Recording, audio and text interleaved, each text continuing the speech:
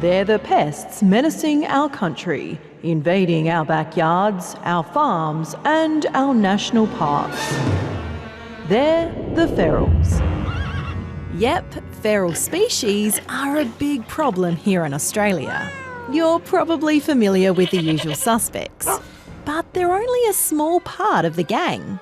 In fact, you might be surrounded by ferals without even knowing it.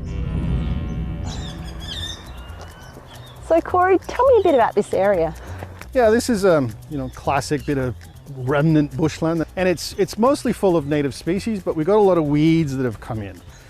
Oh, for example, this is cape weed. Here's another nasty one. It's a thistle.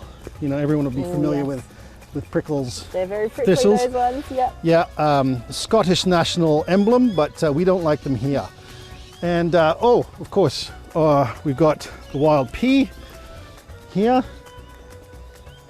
This is a nasty one. This is a common grass called kikuyu. Professor Corey Bradshaw is an ecologist who's just published a paper about the cost of invasive species in Australia. Not only the cost to our damaged ecological systems, but they cost our economies billions and billions and billions of dollars every year. $390 billion, in fact. That's how much Corey says these ferals have cost Australia over the past 60 years.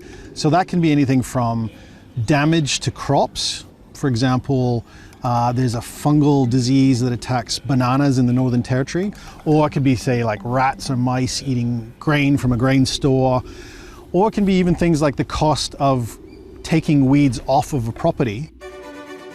Corey says while feral species are a problem around the world, in Australia they're particularly bad news. And that's mostly because we're an island, a very old island. And for about 100 million years or so, plants and animals here got to evolve on their own paths, relatively undisturbed by outsiders. That changed 200 years ago when European settlers came along, bringing a whole host of ferals with them, some by accident and some deliberately, for farming or hunting or fishing or comfort. It wasn't until, farmers started to complain about, weed X, Y, or Z, or we started to notice that populations of native species were going down the toilet. So what are the worst feral offenders? Feral cats aren't just costly from a price perspective. They are probably the most dangerous animal in Australia. Rabbits, European rabbits, are another big problem, especially for farmers across Australia. Other things like feral pigs.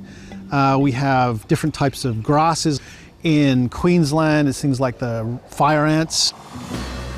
Over the years, we've got a lot better at controlling what comes in and out of the country. And Australia now has some of the best biosecurity laws in the world. If you've ever gone through the airport and you have to go through customs and you also come up to quarantine and they say, have you brought any fruit in, or have you got any products, wood products or things like that? Governments also spend a lot of money trying to control feral plants and animals that are already here in all sorts of ways. It's a tough battle, but experts say it's one that we need to fight to keep our precious natives safe from the ferals.